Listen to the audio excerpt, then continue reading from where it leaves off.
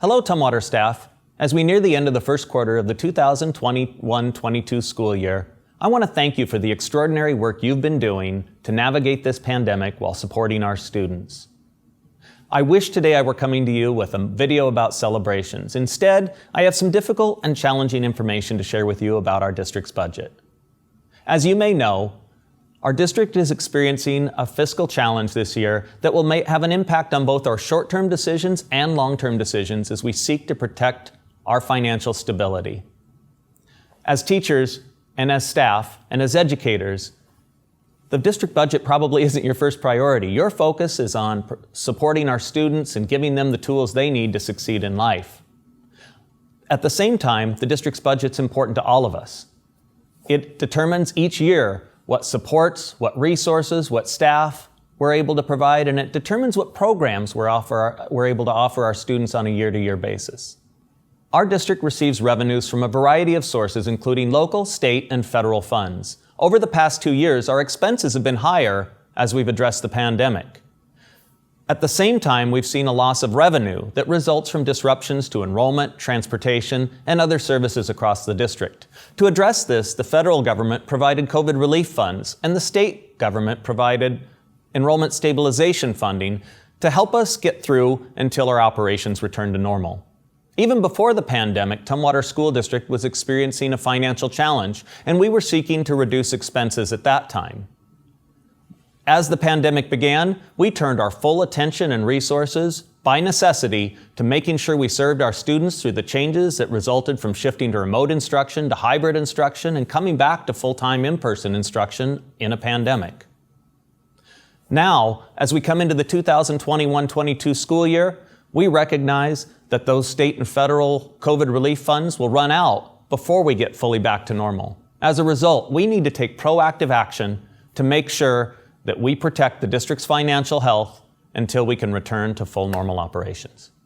Our dilemma is that our day-to-day operating costs are significantly greater than the revenues we receive from all sources. We also started this year with a very low fund balance, so that leaves us really with no savings to help us with excess expenses. To be financially responsible, we need to make whatever adjustments we can make right now to reduce our expenses or increase our revenues for the 2021-22 school year. Unfortunately, there's very limited options to increase our revenues, so we're going to have to focus primarily on ways we can reduce expenses. As we prepare for next year, unless something substantially changes with the funds we receive, we'll need to make bigger adjustments in order to make sure that our revenues and expenses match. That protects our budget, provides fiscal stability, and help us restore a healthy fund balance. A healthy fund balance is really important to all of us because it helps us when there are difficult times or excess expenses for us to be able to weather that without disrupting programs or having to make really difficult decisions. It also ensures that we can pay our employees in the months when we receive the least in state and federal funding. This fall and winter, we'll go through a process to identify the adjustments that will be necessary next year to ensure our financial stability. About 85% of our budget pays for staff, leaving us with limited options to reduce expenses without impacting staff and programs. The options we're implementing effective immediately include eliminating any and all spending aside from what's absolutely essential for materials and supplies. This will require pre-approval of every purchase and asking whether it can be delayed or eliminated.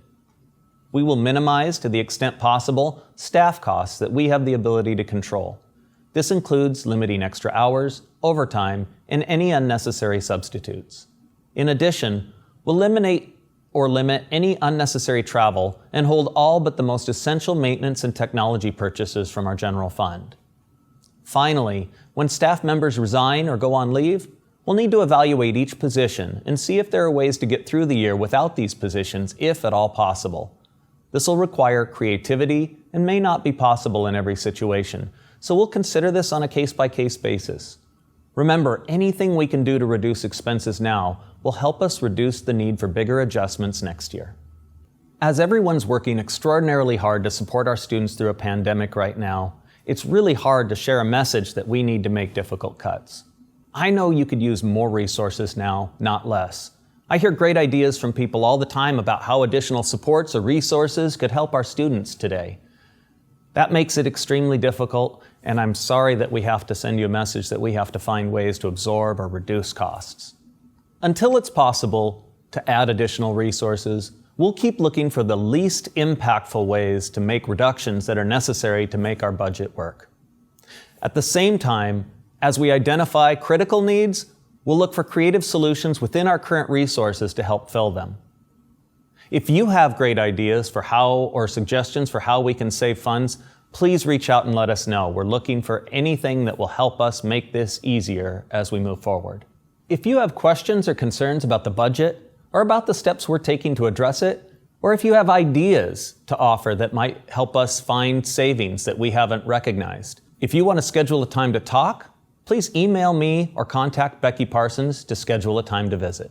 Through these challenges, the strength of Tumwater School District continues to be the great people serving our students across the district.